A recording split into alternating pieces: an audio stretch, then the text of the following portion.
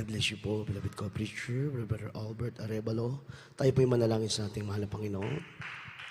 Dakila't mapagpalang Ama Diyos na makapangyarihan sa lahat, aming pinakamamahal na Panginoong Jesus, sa unat panalangin ng aming minamahal at ginagalang mahal na Pastor Valdez Rada Almeda. Mahal na Panginoon, maraming pong salamat sa iyong paglingap, sa iyong pag-ibig, sa iyong kagandahang loob, sa bawat isa sa amin. Mahal na Panginoon Jesus, maraming salamat, lalong higit sa iyong napakatamis at banal na presensya, pinadarama mo sa amin, nagbibigay ng kagalakan, kapayapaan sa aming mga puso't kaisipan, mahal na Panginoon. Ngunit bago ang lahat, bago po kami magpatuloy pag-aral ng salita, muli kami humingi ng tawad sa lahat ay makasalanan, pagkukulang, na pagbigyang kahinaan. Patawarin mo po kami, mahal na Panginoon. Dalangin po namin, nabuksan mo ang aming espiritual na pangunawa. Gamitin mo po ako, mahal na Panginoon, daluyan ang pagpapalang espiritual na sagalang sa akin. Ako'y walang magagawa, sa iyo lamang ko maasa. Ikaw po, mahal na Panginoon, na maglagay ng mga katagang lalabas sa aking mga labi. Itago mo ko sa likuran, ikaw ang makita at maitaas. At sa unat panalangin ng aming minamahal at ginagaramal na Pastor, sama-sama naming sinasaway na manguling hadlang gawa ng kawit, demons of unbeliefs and doubts, cast out in Jesus' name. Hallelujah, praise the Lord. Hallelujah, praise the Lord. Hallelujah, praise the Lord. Maupo po tayo mga minamahal, praise God. At bago tayo magpatuloy, I want to give the highest praise, glory, and honor, and thanksgiving and majesty to our dearest Jesus Christ, the creator of the heavens and the earth. And I give double honor and respect to our dearly beloved and honorable Pastor Valdez Rada Almeda, the end-time prophet of our loving God, and always cherish the blessed memories and teachings of our dearly beloved assistant pastor, Lina C. Almeda. Praise God. At papaabot din po ng magandang hapon to the beloved children, the whole Almeda family, praise the Lord. Maging sa ating po mga live webcast viewers na nakaantabay sa mga oras na ito. God bless you so much po. Pagpalain kayo natin dakilang Diyos. At pagpapaabot din po ng pagbati ng magandang hapon sa ating beloved ordained preacher, sa po ng kanyang mga mahal sa buhay. Gayon din sa lahat po ng kapwa manggagawa, kapwa mangangaral, elders of the church, sa lahat po ng instrumentalists, beloved choir members, sa lahat ng ginagamit sa balaubasan ng mahal na Panginoon, at sa inyo po, mga minamahal, na mainit na naglilingkod sa ating dakilang Diyos. Mapagpalang hapon sa pangalan ng ating dakilang Diyos. Everybody say, praise the Lord. Palakpakan muna natin ang ating dakilang Diyos, mga minamahal. Kukunti na lang po ating oras, mga minamahal, kaya makinig na po tayo sa ating pag-aralan. Praise the Lord. Ito po niloob ng ating mahal na Panginoon na ating pag-aralan sa hapong ito. Pinamagatan po nating Encounter with God, mga minamahal. Encounter with God sa Tagalog, pakikipagtagpo sa Diyos. Pakibasa po ang ating teksto, Exodus chapter 3, verses 4 up to 6. Pakibasa po. Amen. Dito po sa mga aklat ng mga Exodo, Kapitulo 3, may talatang 4 hanggang 6. At kanyang tinanggap sa kanilang kamay, at niyari sa pamagitan ng isang buril, at ginawang isang guyang binubo. Excuse me po. Exodus chapter 3, verse 4 up to 6. At 3. Excuse me. Dito po sa Exodo, Kapitulo 3, may talatang 4 at 6. At nang makita ng Panginoon na panonoorin niya, ay tinawag siya ng Diyos mula sa gitna ng mababang punong kahoy at sinabi, Moises, Moises! At kanyang sinabi, narito ako. At sinabi, huwag kang lumapit dito. Hubarin mo ang iyong pangyapak ng iyong mga paa, sapagkat ang dahong iyon ay kinatayo ng banal na lupa. Bukod dito ay sinabi, ako ang Diyos ng iyong mga ama, ang Diyos ni Abraham, ang Diyos ni Isaac, at ang Diyos ni Jacob. At si Moses nga ay nagtakip ng kanilang mukha sapagkat siya natakot na tumingin sa Diyos. Amen. Palakpakan po natin ang banal na salita ng ating mahal na Panginoon. Palakpakan natin, mga minamahal. Word of God po yan, mga minamahal. God bless you for the reading of the Holy Word. Mga minamahal ko, ang Diyos po yung magpapala ng kanyang banal na salita. What happened, mga minamahal? What happened when we encounter God, mga minamahal? Ano ang nangyayari sa tuwing nakakatagpo natin ang ating pinakamamahal na Panginoon? Sa mga susunod na mga talatang ating babasahin, mga minamahal, narito lahat ang mga halimbawa ng mga taong nakatagpo ang Diyos face to face sa iba't ibang kapamaraanan, mga minamahal. Una, si Moises, mga minamahal. Ano ang nangyari kay Moises? Nang kanya pong makatagpo ang Diyos harap-harapan sa pamamagitan po ng isang punong umaapoy o sa pamamagitan ng burning bush, mga minamahal. Mapapansin po natin, mga minamahal, sa talatang binasa natin, na bago po natin makatagpo ang Diyos, mga minamahal, kasi mga minamahal, si Moises, bago niya po makaharap ang Diyos, marami siyang katanungan sa kanyang buhay. Marami siyang tanong sa mahal na Panginoon na kung bakit parang hindi tinutugon ng Diyos ang iyak ng mga Israelita sa kanilang pagkakaalipin, mga minamahal. Marami siyang gustong itanong sa Diyos, kaya gusto niyang makatagpo ang Diyos, mga minamahal. Kaya isang araw, mga minamahal, nagkaroon ng pagkakataon si Moises na makaharap ang Diyos, harap-harapan sa pamamagitan ng isang punong umaapoy, mga minamahal, na hindi nasusunog ang mga dahon at sanga. Everybody say amen. God manifests Himself as a burning bush, mga minamahal. So mga minamahal, bago pala natin makatagpo ang Diyos, mga minamahal, kinakailangan pala tayo po ay maging banal muna sa Kanyang banal na harapan. Everybody say amen. Sa talatang ating nabasa, ang sabi doon, mga minamahal, kay Moises ng Diyos, nang siya'y nagsasalita, Moises, huwag kang lumapit. Alisin mo muna ang iyong pangyapak o ang iyong sandalyas, dahil ang iyong lupang tinatapakan ay isang dakong banal. Kasi mga minamahal, noon, yung sandalyas ng mga Israelita, marumi. Kasi literaling marumi, hindi lang ginagamit na yung kanilang sinusuot sa kanilang mga paa kapag sila'y naglalakbay, mga minamahal. Kaya yung burning bush, kung saan siya nakatayo, mga minamahal, kung saan naroon ang mahal na Panginoon, naging dakong banal yun, bagamat yun ay lupa din naman, mga minamahal. Kaya nga, bago kinausap ng Diyos si Moises, bago nakipag-ugnayan ang Diyos kay Moises, ang sabi niya, alisin mo muna ang iyong pangyapak. Ang simbolo nun, mga minamahal, ang ibig sabihin na aking pinakamamahal na Panginoon, Moises, maging banal ka muna bago ka makipag-ugnayan sa akin. Everybody say, praise the Lord. Sa ating panahon, mga minamahal, yung simbolo ng sandalyas na pinaalis kay Moises bago siya nakipag-ugnayan sa Diyos sa ating panahon, yun ang kondisyon ng ating mga puso. Bago tayo lumapit sa Diyos, bago makipag-ugnayan ang Diyos sa atin, bago natin makatagpo ang Diyos, mga minamahal, kinakailangan banal muna ang ating puso at kaisipan sa harapan ng ating pinakamamahal na Panginoon. Everybody say amen. Sabi ng Biblia sa aklat ng Isaiah, hindi na natin basahin, dahil sa ating karumihan at kasalanan, itinatalikod ng Diyos ang kanyang muka sa atin. Ibig sabihin, hindi makipagtagpo ang Diyos sa atin hanggat tayo ay hindi banal at malinis sa kanyang banal na harapan. Everybody say, praise the Lord. Kaya mga minamahal, nang si Moises inalis niya ang kanyang pangyapak, siya ay naging karapat-dapat na humarap sa harapan ng Diyos at nagsimulang makatagpo ang Diyos at nakipag-usap sa ating mahal na Panginoon. Pero bago nakatagpo ni Moises ang Diyos harap-harapan, mga minamahal, sa pamamagitan ng burning bush, sino ba si Moises? Si Moises, mga minamahal, siya po ay isang dating prinsipe ng Egypt. Alam natin ang kwento, mga minamahal. At dumating ang panahon, mga minamahal, na si Moises ay natuklasan niya, siya mismo na hindi po siya Egyptian. Kaya ang nangyari, mga minamahal, iniwan niya yung kanyang pagiging prinsipe, niyakap niya yung kanyang pagiging Israelita, mga minamahal ko. At nang malaman din ito, mga minamahal, ng mga Egyptian, ang ginawa kay Moises, siya po ay itinakwil, pinalayas doon sa kaharian ng Egypt, mga minamahal.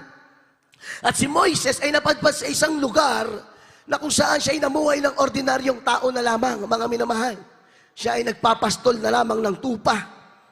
Kung titignan natin, siya ay ordinaryong tao, wala na siyang kayamanan, wala siyang kapangyarihan, wala na siyang ari-arian. Mga minamahal, hindi gaya nung siya nasa Egypt bilang prinsipe. Marami siyang ari-arian, marami siyang tauhan. Subalit nung siya ay pinalayas, mga minamahal, sa Egypt, siya ay naging ordinaryong tao na lamang at isang nagpapastol na lamang ng tupa. Ngunit, mga minamahal, nang kanyang makatagpo ang Diyos, mga minamahal, si Moises po ay nabago ang kanyang katayuan. Everybody say amen. Yung ating pinag-aaralan ngayon, mga minamahal, ano ang nangdakilang nangyayari kapag ating nakakatagpo ang Diyos? Ano yung nangyayari? Ano yung meron? Ano yung ating makukuha sa tuwing makakatagpo natin ang Diyos? Si Moises, mga minamahal, na bago ang kanyang pagkatao. Siya po, mga minamahal, ay ginawang propeta ng ating pinakamamahal na Panginoon sa mga Israelita nang makatagpo niya ang Diyos. At si Moises, mga minamahal, ay ginawang instrumento ng Diyos bilang solusyon sa napakatagal ng problema at pagdurusa ng bayan ng Israel. Everybody say, Amen. Kung titignan natin yung kalagayan na nangyari kay Moises dito, mga minamahal, sa tuwing pala tayo ay nakikipagtagpo sa Diyos, mga minamahal ko, marami ang nababago sa ating pagkatao, mga minamahal. Meron tayong nakukuhang something great kapag ating nakakaharap ang Diyos, ating nakakatagpo ang ating pinakamamahal na Panginoon. Merong mabuting nangyayari kapag nakakatagpo natin ang ating pinakamamahal na Panginoon. Minsan hindi lamang natin nakikita, mga minamahal, pero ang katotohanan, kapag Biblia at salita ng Diyos ang ating pinagbasihan, sa tuwing nakakatagpo natin ang Diyos, there is something great, mga minamahal, na nangyayari sa ating buhay, sa ating pagkatao. Mapalakpakan po ba natin ang ating mahal na Panginoon? Tayo, mga minamahal, sa tuwing nakakatagpo natin ang Diyos, tayo rin naman ay nagiging solusyon sa problema ng iba. Gaya ni Moises, naging solusyon siya ng problema ng Egypt o ng bayan ng Israel.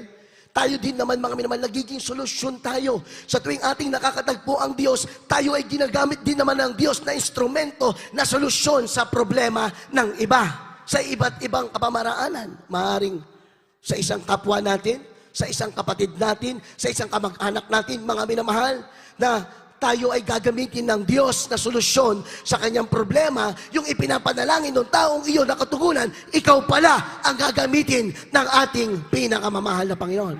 Biblikal, nangyayari sa Biblia at hindi malabong mangyari sa ating kapanahunan, mga minamahal. Saan pa tayo nagiging solusyon? Nagiging solusyon din tayo sa mundong ito, sa mga tao sa sanlibutan. Bakit? Sa tuwing tayo humahayo, mga minamahal, ipinangaral natin ang mabuting salita ng Diyos sa mga may karamdaman. Kapag sila'y nanampalataya, sila'y pinapagaling ng ating pinakamamahal na Panginoon. Kapag tayo'y nangangaral ng salita ng Diyos, ipinangaral natin ang mabuting balita sa mga masasamang loob, sa masasamang tao, sa mga drug addict, drug pusher, na salot ng lipunan, mga minamahal. At kapag sila'y nanampalataya sa salita ng Diyos, binago ka din ang buhay na solusyonan ang problema ng mundong ito. Sinong ginamit? Tayong mga Kristiyano, tayong mga nakapagtagpo o nakipagtagpo sa ating pinakamamahal na Panginoon. Everybody say Amen. Kaya, mga minamahal, sa tuwing nakakatagpo natin ng Diyos, there is something, miracle, happen, mga minamahal. May nangyayari talaga. May mabuting nangyayari. Kung titignan natin mainam, sa tuwing nakakatagpo natin ang Diyos, may mga problemang nalulutas. May mga karamdamang gumagaling. Everybody say praise the Lord. Diba? Si Moises, noong nakaharap niya ang Diyos sa pamamagitan ng punong umaapoy, ano yung problemang nalutas? Napakalaking problemang nalutas. Problema ng bayan ng Israel, mga minamahal. Kaya hindi yan malabo sa ating kapanahunan. Mga minamahal, mamaya malaman natin paano ba natin kinakatagpo ang Diyos sa ating kapanahunan. Pakibasa po, Genesis chapter 32, 24 up to 28. Dito po sa aklat ng Genesis, Kapitulo 32, versikulo 24 hanggang 28. At naiwang mag-isa si Jacob at nakipagbuno ang isang lalaki sa kanya hanggang sa magbukang liwayway. At nang makita nitong siya'y hindi manaig sa kanya, ay hinipo ang kasukasuan ng hita niya. At ang kasukasuan ni Jacob ay sinaktan samantalang nakikipagbuno sa kanya. At sinabi, bitawan mo ako sapagkat nagbubukang liwayway na. At kanyang sinabi, hindi kita bibitawan hanggang hindi mo ako mabasbasan. At sinabi niya sa kanya, ano ang pangalan mo? At kanyang sinabi, Jacob, 28. At sinabi niya, hindi na tatawaging Jacob ang iyong pangalan, kundi Israel, sapagkat ikaw ay nakipagpunyagi sa Diyos at sa mga tao, at ikaw ay nanaig. Amen. Palakpakan po natin ang salita ng Diyos, mga minamahal. God bless you pa sa pagkabasa. Sa talatang ito, Jacob encounter with God. Si Jacob, mga minamahal, nakatagpo niya ang Diyos. Hindi lamang nakatagpo, ang sabi ng mga talatang ating binasa, siya po ay nakipagbuno sa Diyos. Yung anghel, mga minamahal, yung lalaki na nag-anyong anghel, sa huling talata, doon natin nakuha yung sagot na sinabi si Jacob ay nakipagpunyagi sa Diyos. Kumbaga sa ibang translation, Jacob wrestles with God. Everybody say amen. Na makatagpo ni Jacob ang minamahal ang Diyos, siya po ay pinagsumikapan ni Jacob na mapagtagumpayan. Hindi madali makipagbuno sa Diyos, mga minamahal. Hindi madali, mga minamahal. Kaya nga, nung ang sabi ng Diyos sa kanya, bitawan mo ako, magbubukang liwayway na. Kasi hindi siya pwedeng makita, pwedeng makita ang Diyos. Ano ang sinabi ni Jacob? Hindi kita bibitawan hanggat hindi mo ibinibigay o hanggat hindi mo ako binabasbasan. In other translation, basbas meaning hanggat hindi mo ako pinagpapala sa ating kapanahunan, hanggat hindi mo tinutugon ang aking mga dalangin. Everybody say amen. Pag-aralan po natin ang senaryong ito, mga minamahal. Bakit ba binasbasan ng Diyos si Jacob? Mga minamahal, dahil ba si Jacob ay matuwid? Mga minamahal, kung titignan natin, si Jacob ay isang mandaraya.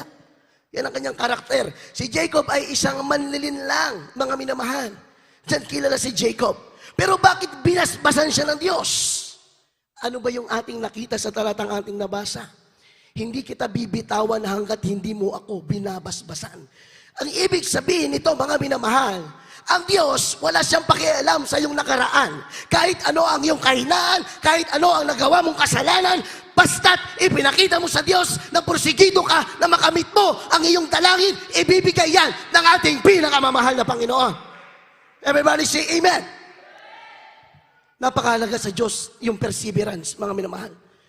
Nakita ng Diyos kay Jacob yung perseverance sa pagtsatsaga na makipagpunyagi sa kanya. Kahit si Jacob ay nasaktan. Sabi, hinipo ng Diyos ang kanyang kasukasuan. Masakit yun, mga minamahal. Pero hindi pa rin siya binitawan. Hindi binitawan ni Jacob ang Diyos hanggat hindi siya binasbasan. Sa ating panahon, mga minamahal, bagamat yung panalangin mo napakatagal na, yung prayer mo minsan masakit na, wala bang katugunan, huwag mong bibitawan yung prayer mo hanggat hindi binabasbasan ng ating pinakamamahal na Panginoon. Makipagbuno ka sa Diyos kahit anong kalagayan mo, kahit anong problema mo, yung panalangin mo, huwag mong bibitawan hanggat hindi ka binasbasan ng ating pinakamamahal na Panginoon.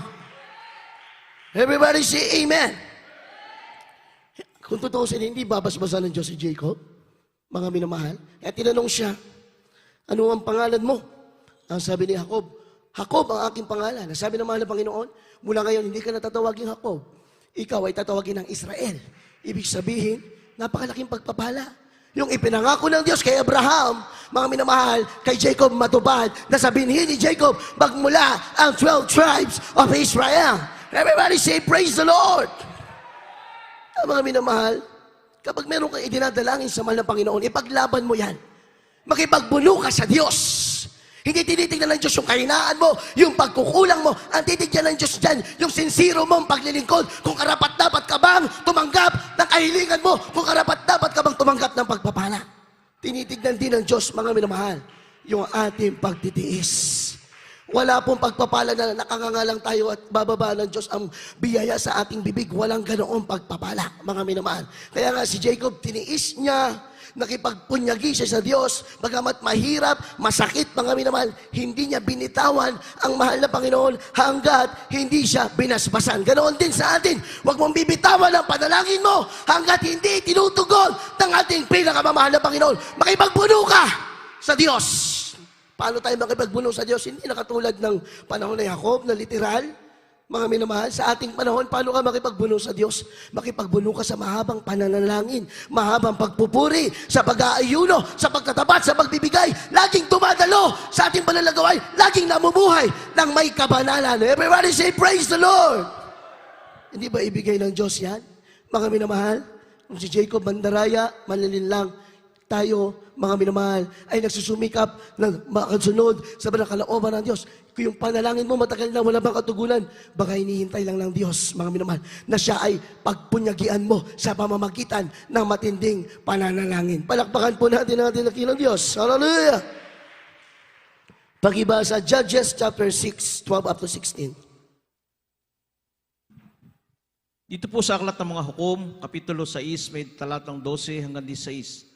At napakita ang anghel ng Panginoon sa kanya at sinabi sa kanya, ang Panginooy sumasa iyo. Ikaw ay lalaking makapangyarihang may tapang. At sinabi ni Gideon sa kanya, O Panginoon ko, kung ang Panginoon ay sumasa amin, bakit nga ang lahat ng ito ay sumasapit sa amin? At saan naroon ng lahat niyang kababalaghang gawa na isinaysay sa amin ng aming mga magulang na sinasabi? Hindi ba tayo inihaw ng Panginoon mula sa Ehipto? Ngunit ngayon hiwalayan kami ng Panginoon, ibinigay kami sa kamay ng Madyan. At tingnan siya ng Panginoon at sinabi, Yumaong ka sa kalakasan mong ito at iligtas mo ang Israel sa kamay ng Madyan. Hindi ba kita isinugo? At sinabi sa kanya, O Panginoon, paanong iligtas ko ang Israel? Narito ang aking kan. Ang kan ay siyang pinakadukha sa Manases. At ako ang pinakamaliit sa bahay, sa bahayan ng aking ama. At sinabi ng Panginoon sa kanya, Walang pagsalang ako isa sa iyo, at iyong sasaktan ng mga Madyanita na parang isang lalaki. Palakpakan natin dakilang Diyos, mga minamahal. Isa ulit na great man in the Bible ang naka-encounter sa Diyos face to face sa pamamagitan ni Gideon. Mga minamahal, si Gideon, kung hindi niyo siya kilala, si Gideon po ay galing sa isang dukhang pamilya. Mahirap na pamilya at siya po ang pinakamaliit sa kanilang buong sambahayan. At ano yung pangatlo? Si Gideon, mga minamahal, ay isang duwag. Takot, mga minamahal. Duwag siya, mga minamahal ko. Kaya, nagpakita, na-encounter niya ang ating pinakamamahal na Panginoon dahil, mga minamahal, wala pong gustong tumayo bilang leader that time. Walang sino man pwedeng mag-lead doon sa mga Israelites, mga minamahal, upang itaboy yung mga kaaway nila na napakarami. Libo-libong Midianites, Amalekites, mga minamahal. Gusto silang sakupin, mga minamahal ko. Walang maglakas loob na tumayo, mga minamahal. Kaya nga ito si Gideon, mga minamahal, na walang tiwala sa sarili. Dahil siya ay napakaliit, siya ay duwag, siya ay hindi kilala sa ang kanilang pamilya ay dukha lamang. Ano ang nangyari kay Gideon, mga minamahal? Nang kanyang makaharap ang Diyos, ang sanabi sa kanya ng Diyos, Ikaw na matapang. Everybody say, praise the Lord. Ikaw ang aking susuguin upang pagtagumpayan ang inyong mga kaaway. Ibig sabihin, mga minamahal, tayo pala, kahit minsan ang tingin natin sa ating sarili ay mahina tayo bilang tao. Minsan kahit ang tingin natin sa sarili natin na wala tayong lakas, wala tayong magagawa. Sa tuwing palang makatagpo natin ng Diyos, kapag pala sinabi ng mahal na Panginoon, Anak, malakas ka! Anak, pagtagumpayan mo ang problema mo! Anak, kaya mo ang pagsubok mo! Everybody say, praise the Lord! Kapag sinabi pala yun ng Diyos sa atin, mangyayari yun, mga minamahal. Magaganap yun, mga minamahal. Yan yung isa sa mga dakilang bagay, mga minamahal, na kapag ating nakakatagpo ang Diyos, mga minamahal ko, may something miracles happen. Merong dakilang bagay na nangyayari. Si Gideon from being a coward, sa pagiging duwag, sa pagiging maliit na lalaki, mga minamahal, nung kanyang makatagpo ang Diyos face to face, na kanyang anghel, mga minamahal, si Gideon po, mga minamahal, ay naging isang matapang na lalaki. Tinanggal ng Diyos yung kanyang takot, tinanggal ng Diyos yung kanyang pag-aalala, tinanggal ng Diyos yung kanyang pag-aalinlangan sa mga bagay na hindi niya makontrol. Ganoon din sa ating panahon, mga minamahal. Minsan, may mga bagay tayong inaalala, natatakot tayo bilang tao dahil hindi natin makontrol. Kasi kapag ang tao, sa isip niya, na kaya niya makontrol ang isang sitwasyon, kahit paano hindi siya matatakot kasi may naiisip siyang solusyon. May naiisip siyang magagawa niya. Subalit kapag ang isang tao hopeless at walang magagawa, dumarating minsan yung pag-aalinlangan at takot, mga minamahal. Kaya nga, tayo mga Kristiyano, mga minamahal, na anak ng Diyos na pinagpalang lubos, sa tuwing ating katatagpuin ng Diyos, inaalis ng Diyos yung ating takot, inaalis ng Diyos yung ating pag-aalinlangan, inaalis ng Diyos yung ating mga kahinaan, tayo ay binabago ng Diyos. Ginagawa tayong matapang ng ating mahal na Panginoon. Everybody say, Amen! Ganoon din. Sabi ng Biblia, Jesus is the same yesterday, today, tomorrow, and forever. Kung paano nagmamanifest ang Diyos noon, kung paano kumikilos ang makapangyarihang kamay ng Diyos noon, gayon din sa ating kapanahunan. Kaya kung natatakot tayo minsan sa ating kalagayan, kailangan mo katagpuin ng Diyos. Dahil kapag nakatagpuan mo ang Diyos, palalakasin ka ng ating pinakamamahal na Panginoon. Kung yung pagsubok mo, hindi mo kayang solusyonan, kapag nakatagpo mo ang Diyos bibigyan ka ng solusyon sa iyong problema o sa iyong pagsubok. Everybody say amen. Palakpakan po natin ang ating mahal na Panginoon. Hallelujah! Pakibasa, last verse, Lucas Kapitulo 8, 43 hanggang 47. Dito po sa aklat ni San Lucas, Kapitulo 8, versikulo 43 hanggang 47. At isang babae na may 12 taon nang inaagasan, na ginugol sa mga manggagamot ang lahat niyang pagkabuhay at sino may walang makapagpagaling sa kanya, ay lumapit sa kanyang likuran at hinipo ang laylayan ng kanyang damit at pagdakay na ampat ang kanyang agas. At sinabi ni Jesus, sino ang humipo sa akin? At nang tumatanggi ang lahat ay sinabi ni Pedro at ng mga kasama niya, Guro, iniipit ka at sinisiksik ka ng karamihan. Dalapat sinabi ni Jesus, may humipo sa akin sapagkat naramdaman ko na may umalis na bisa sa akin. 47. At nang makita ng babae na siya'y hindi nalingid, ay lumapit siya na nangangatal at nagpatira pa sa harapan niya, na isinasaysay sa harapan ng buong bayan ang dahil kung bakit siya'y hinipo niya at kung paanong gumaling siya sa kapagdaka. Amen. Palakpakan natin ang ating pinakamamahal na Panginoon. Hallelujah! Hallelujah! Yung unang 3 talata, mga minamahal, yun ay yung pakikipagtagpo nila sa Diyos no 3 lalaki sa pamamagitan ng manifestation of God. Yung una kay Moises, burning bush. Yung pangalawa at pangatlo sa pamamagitan ng isang lalaki na anyong anghel. Pero Diyos yun, mga minamahal. They encounter God. Itong pang-apat nating talata sa New Testament na ito, na yung isang babaeng hopeless. Mga minamahal, isang babaeng dinudugo, inaagasan for 12 years. Mga minamahal, wala talagang pag-asa ang ganitong babae. Sabi ng talata ating nabasa, lahat ng kanyang, kung mababasa po natin ang buong chapter, lahat ng kanyang kayamanan, ari-arian, naubos. Dahil sa kanya pong pagpapagamot sa mga manggagamot, ngunit hindi po siya napagaling, mga minamahal. Ngunit, mga minamahal, nang isang araw na malaman niya na ang ating mahal na Panginoong Hesus ay pupunta sa kanilang lugar, mga minamahal, siya po ay nakipagsiksikan sa lubhang karamihan. Everybody say amen. Tingnan niyo mga minamahal, yung kalagayan ng babaeng ito, mahina. Unang-una, mahina. Dahil may karamdaman for 12 years. Pangalawa, emotionally, breakdown, broken-hearted, walang lakas, mga minamahal. Kumbaga, durog na durog ang babaeng ito. Yung kanyang kalagayan, mga minamahal, masasabi nating hindi able para pumunta sa napakadaming tao at makipagsiksikan. Subalit, kanyang pinilit at ginawa. Everybody say amen. At nang pinilit ng babaeng ito, bagamat hindi niya kaya, mga minamahal, kung titignan natin, hindi niya talaga kaya makipagsiksikan sa lubhang karamihan hanggang sa maabot niya ang laylayan ng ating pinakamamahal na Panginoon at siya po ay pinagaling ng ating pinakamamahal na Panginoon. Everybody say amen. Ano yung lesson, mga minamahal? Ang ibig sabihin ng Diyos, mga minamahal ko, bagamat yung mga problema at pagsubok, hindi natin kaya, mga minamahal, pilitin mo makatagpo ang ating pinakamamahal na Panginoon. Dahil yung babae, nung nahipo niya yung laylayan ng ating mahal na Panginoon, yung kanyang napakalaking problema, automatic, pinagaling ng ating pinakamamahal na Panginoon. Laylayan ng Diyos na hawakan ng babae. Sa ating panahon, ano yung ating nahihipo sa Diyos? Ang nahihipo natin sa Diyos, hindi lamang laylayan ng Diyos, bagkus yung kanyang puso, mga minamahal. Masigit, mga minamahal ko. Everybody say, praise the Lord.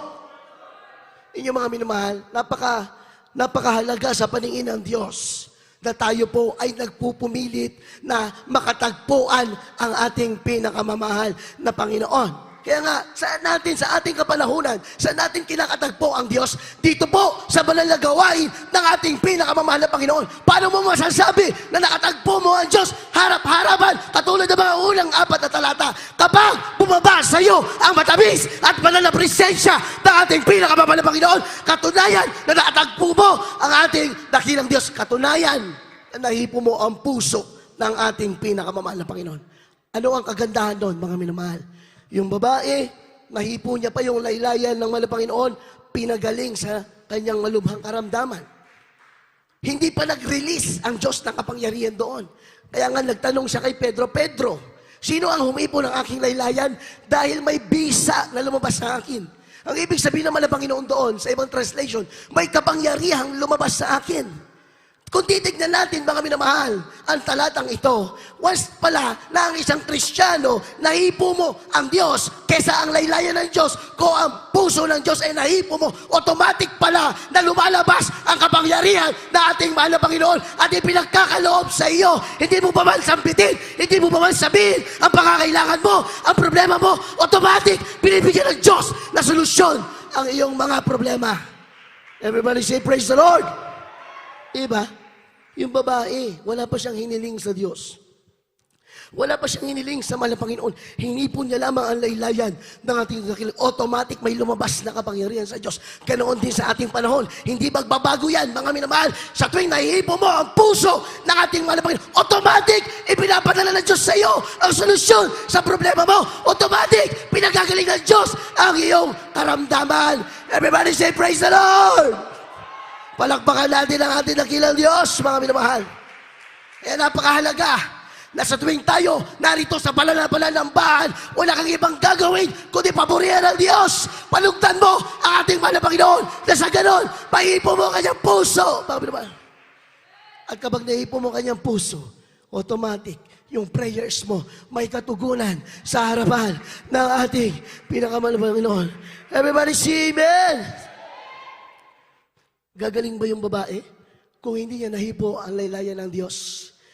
Bago dumating ang mga solusyon sa ating mga problema, bago natin makamtan ang basbas, bago natin makamtan ang pagpapala, bago natin makamtan ang kagalingan, kailangan may gawin tayo. Kailangan natin magsumikap na mahipo ang puso ng ating pinakamamahal na Panginoon. Sa ating kapanahunan, hindi lamang natin harap-harapan nakakatagpo ang Diyos dito sa banal na gawain. Siya mismo sumasa atin, siya mismo tumatahan sa atin. Kaya mas higit ang kapangyarihan, mas higit ang kagalingan, mas higit na pagpapala ang ating makakamtan sa ating dakilang Diyos.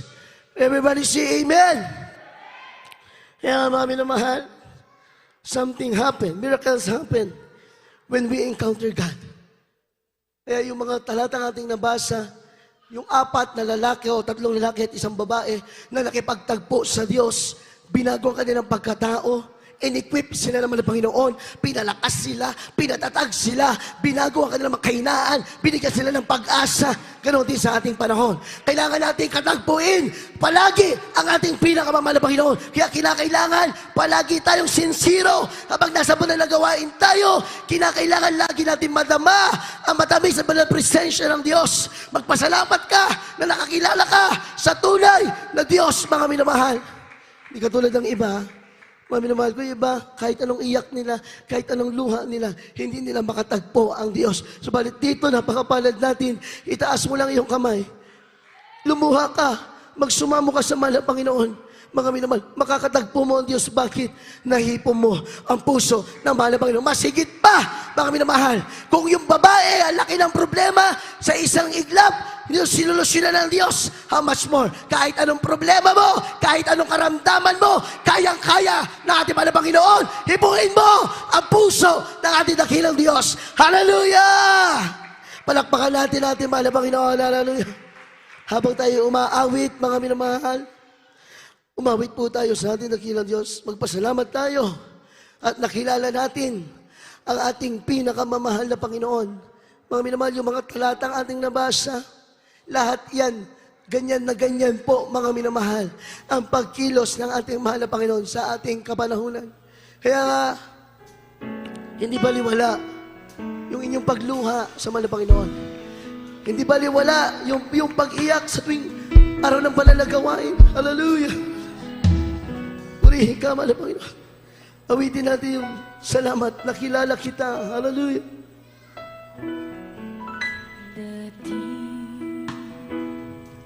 Ako'y habang nag-iisa, kahit mayroon pa mga kasama. Magpumilit ka, katulad ng babae. Yung babae mahina. Layo naman Yung babae walang pag-asa, malubhang karamdaman. Pero pinilit niya na mahawakan ng laylayan naman ng Panginoon. Kaya kung may problema ka ngayon, sa mga nanonood sa aming mga live webcast viewers, kung mabibigat ang iyong pagsubok, malaki ang iyong mga problema, kabundok, himuin mo ang puso ng ating pinakamamahal na Panginoon. Hallelujah! Hindi ka bibiguin ng ating dakilang Diyos. Nakikita naman ng Panginoon na ating sakripisyo. Nakikita ng Diyos, Panginoon, yung ating mga pagluha. Sa akin, O Jesus, Ikaw lang nagbigay ng pansin, ang tanging nagmahal sa akin, ang sagot sa aking dalangin. Wala nang iba, Jesus, ngayon ay nalalaman ko na sa iyo ako'y may halaga. O salamat, nakilala kita. First dance, hallelujah.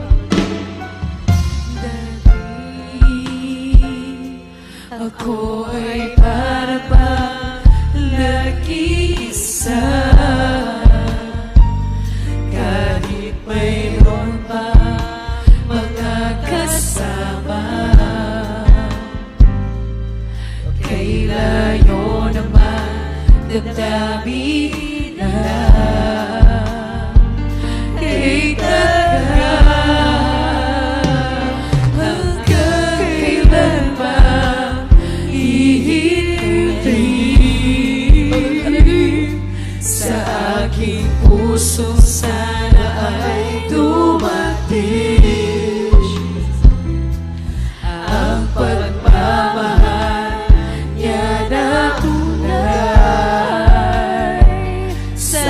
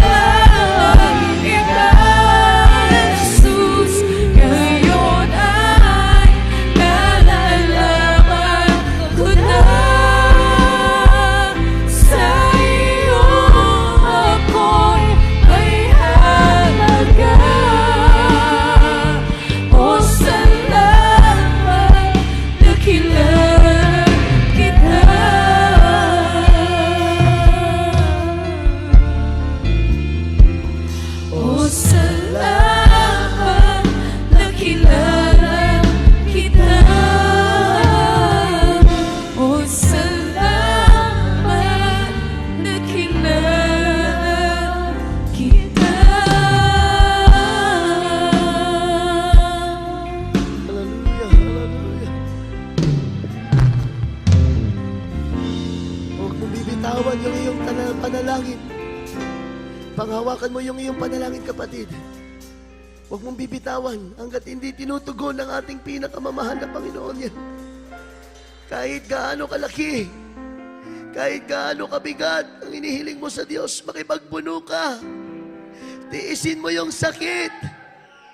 Pilitin mo, mapaoo ang ating pinakamamahal na Panginoon. Hallelujah. Hindi madamot ang ating mahal na Panginoon, mga minamahal. Kapag nakita niya nagsusumikap ka, nagpupumilit ka, ipagkakaloob sa iyo ng mahal na Panginoon ang iyong mga dalangin. Ang lahat ng iyong mga pangangailangan, mga minamahal. Kaya sa mga oras na ito, mga minamahal, tayo po ay manalangin sa ating mahal na Panginoon. Hallelujah, hallelujah. Nagkila mapagpalang naming Ama Diyos ng mga paninsalahan, aming mahal na Panginoon Jesus. Maraming pong salamat, mahal na Panginoon. Dahil alam namin, mahal na Panginoon, sa tuwing ikaw ay aming nakakatagpo, mahal na Panginoon, pinagpapala mo kami, mahal na Panginoon. Pinapalakas mo ang bawat isa sa amin, mahal na Panginoon. Nire-revive mo kami, mahal na Panginoon. Inaalis mo ang aming mga takot. Inaalis mo ang aming pag-alinlangan, ang aming pag-aalala. Inaalis mo lahat, mahal na Panginoon, na nagpapasakit sa aming kalooban, mahal na Panginoon. Kaya maraming salamat dahil napaka-walad namin na kami malayang malaya na aming ikaw ay makatagpo sa lugar na ito, mahal na Panginoon. Anumang oras na kailangan ka namin, mahal na Panginoon, palagi kang nariyan, mahal na Panginoon. Maraming pong salamat, mahal na Panginoon, sa iyong pag-ibig na hindi nagbabago, sa iyong kapangyarihan na hindi nauubos sa amin, mahal na Panginoon. Patuloy na pagkilos ng iyong makapangyarihang kamay sa aming mga buhay. Thank you, dearest Jesus, maging sa aming minamahal at ginagawa na pastor, mahal na Panginoon, patuloy na mahabang buhay na ipinagkakaloob mo sa Kanya. Patuloy niya kaming ipinapanalangin, mahal na Panginoon, bakapan ang lahat ng mga banal na gawain. Maraming salamat, mahal na Panginoon, na patuloy mo kaming pinalalakas at pinangahawakan ng bawat isa. Ito nga, samot na sa makapangyarihang pangalan ni Jesus. Amen and amen. Hallelujah, hallelujah. Mga minamahal, sabi ng Biblia, kapag ating nagawa ang kalooban ng Diyos, hindi po maiksi ang kanyang kamay upang hindi tugunin natin mga dalangin. Ipatong ang isang kamay sa ulo, mga minamahal, at ang isang kamay doon sa parte ng katawan na meron tayong karamdaman, mga minamahal. At pagkatapos sawayin ng mga karamdaman, itaas natin dating dalawang kamay upang palayasin ang mga problema at pagsubok, mga minamahal. Sabay-sabay po tayo, mga minamahal. Opo, dakilang Diyos sa mga banal, aming pinakamamahal na Panginoon Jesus, sa unang dalangin na aming minamahal, ginagawa na pastor, sama-sama naming sinasaway lahat ng ng karamdaman sa aming pisikal na pagkakas, ubos, sipon, trangkaso, lagnat, TB, diabetes, cancer, leukemia, diabetes, high blood, low blood, cast out in Jesus' name. Be healed right now in the name of Jesus. Lumayas kayo sa mga parang pangalan sa demos of COVID-19 viruses, cast out in Jesus' name. Problema, mga pagsubok, kahirapan, hadlang sa mga panalangin, cast out in the name of Jesus. Di mo yun naman kahinaan, pag-alinlangan, kawalan ng pananampalataya, lumayas ka sa mga parang pangalan, cast out in Jesus' name. Hallelujah. Praise the Lord. Hallelujah. Praise God. At bilang tanda, mga minamahal, ng ating mong pagtatagumpay sa ating malagawa sa araw to, sincero tayong sumigaw ng malakas na hallelujah. Praise the Lord. Sabay-sabay po tayo, mga minamahal. Hallelujah. Praise the Lord. Hallelujah. Praise the Lord. Hallelujah. Praise the Lord. Na lahat ng kapurihan, pagluwalhati, pagsamatanging sa ating pinakamamahal na Panginoong Jesus po naman. Praise the Lord. God bless you po, beloved brethren. Makaupo po tayo. Tayo po ay darako na sa ating mga mahalagang announcement at ang buong pagkakataon po sa aking beloved co-preacher, Brother Ronald Rimando. Amen. God bless you po sa ating beloved co-preacher, beloved preacher, Brother Mark Nuwal. Purihin natin ang ating dakilang Diyos. Palakpakan po muna natin ang ating napakabait na Diyos, mga minamahal ko. Hallelujah, praise God. At tayo na po, mga minamahal, ay dadako, mga minamahal ko, sa ating mga announcement. Ngunit bagong lahat, mga minamahal ko, yung paglingkod ay nagpapahayag ng aking pinakamataas na pagpupuri, pagdadakila, pagwalhati, pagsamba, pagpaparangal tanging sa ating napakabait na Diyos na buhay, sa pangalan ng ating pinakamamahal na Panginoong Isus, aking dobling paggalang at pagbati sa ating ginagalang minamahal na pastor, Well-Distrad Almeida, the time prophet of our loving God. Praise the Lord po, mahal na pastor.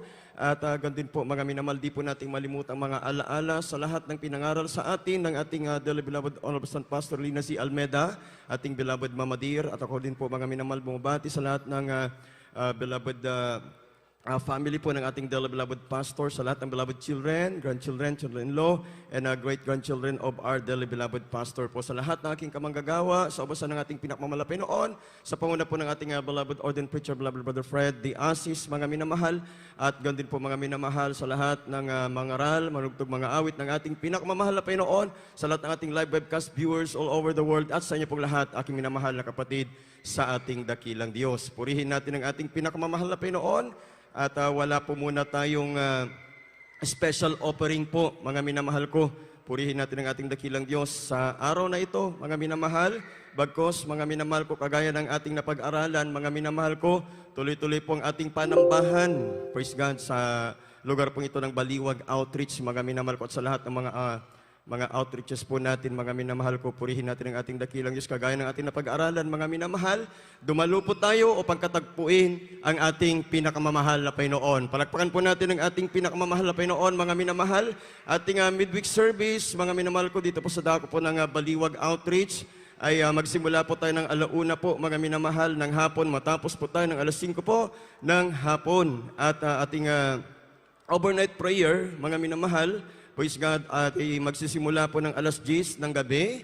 Matapos po tayo ng 4:00 po ng umaga po ng Sabado. Yan po yung ating overnight prayer, mga minamahal. Magsimula po tayo ng 10:00 ng gabi po, mga minamahal, ng Biyernes. Matapos po tayo ng 4:00 ng umaga po ng Sabado. Ating Sunday General Service po sa lugar pong ito, mga minamahal, magsimula po tayo ng 9:00 ng umaga po ng linggo, matapos po tayo ng 3:00 ng hapon po ng linggo. At ang ating Candaba Outreach, mga minamahal, praise God, ay meron po tayong balang na gawain dyan every Sunday, mga minamahal ko. Magsimula po tayo ng 10:00 ng umaga ng